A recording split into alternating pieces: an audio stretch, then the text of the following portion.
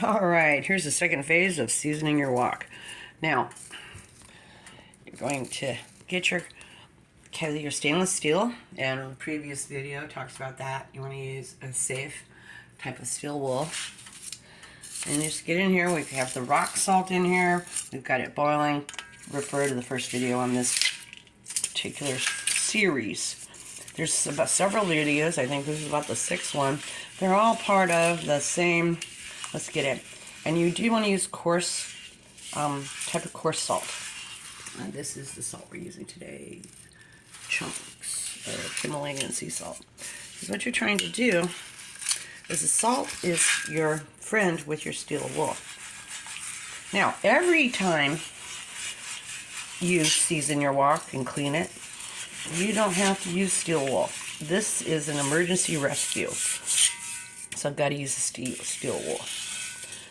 And the salt acts like yours, helps scrub into the steel, the cast iron.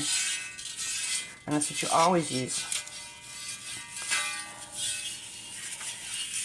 What we're trying to do is get the rest of the rust off of this, and so I'm using this hot water with a combination of sea salt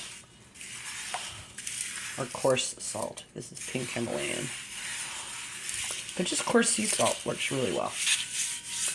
Plus, sea salt has electrolytes in it, unlike mineral salt, and it's good for you. Okay, now we're gonna rinse this up some more.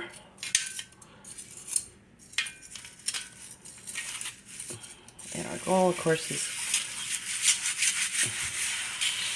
to try to, oh, look at that. See, now, before it was still kind of rusty colored.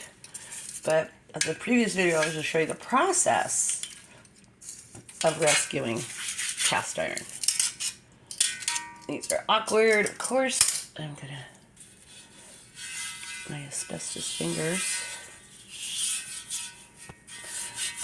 So what we're trying to do is just get a little bit more of this rust off. When you're cleaning it for after cooking or something, if you had to, if it was fish or chicken or eggs, you don't really have to worry that much about beef or pork. Unless you've left your skillet sitting in its own grease for days, then yeah, I suggest you probably give it a cleaning before you cook again, because hot water is going to sterilize the surface. Yeah, and a lot of you I recommend, please just use the tongs, grip them better. Again, I'm not at home, so I don't have all my accoutrements. But what we're trying to do is just whittle away at that rust a little bit more. And of course, I always say don't use water. It's not your friend unless you're doing it in this process. So the first part of the seasoning video, previous to this one, will give you a little bit more insight. But this still looks dynamically better than it did. And what we're going to do is we're going to rust bust this thing. Now, we'll see in the next part. I'm going to pause this, then we'll be right back. All right, now what we've done is we've taken our steel wool pad out. Always make sure you have a paper towel to put it on.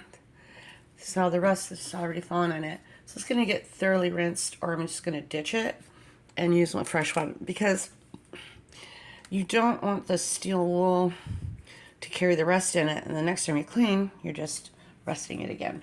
Now, I'm going to take this paper towel. Okay, I got this paper towel here, and really quickly, I'm just going to dry off some of the sides. Okay, then I'm going to start absorbing up the water. And the reason being is that you want it to soak it up. You don't have to pick this up because it's hot. You don't want to carry it over there and try to just drain this off. It's not necessary. Plus, then you're going to make the water migrate. So we're going to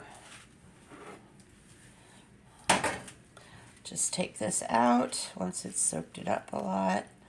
You might have to repeat this a few times. I always suggest taking your paper towel and folding it a lot, That way it catches a little bit more. We'll be right back. Okay, here we are again. And again, you see we had quite a puddle before, and now it's almost done. And that's why you want to fold up your paper towel.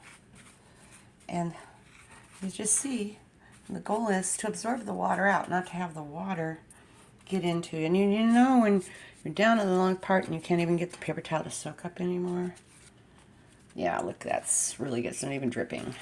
See, and it's just absorbing the spot where it was, all the water. So I'm going to just flip it over, press it here. Now the wok isn't super hot at this point.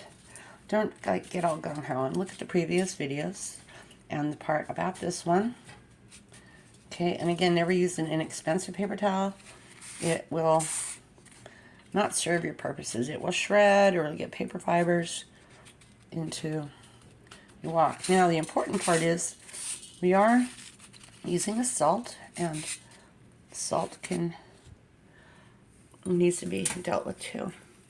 So I'm going to take, and what we're going to do now is we're going to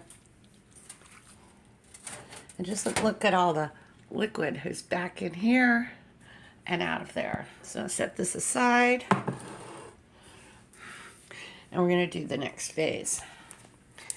And we'll be right back. Okay,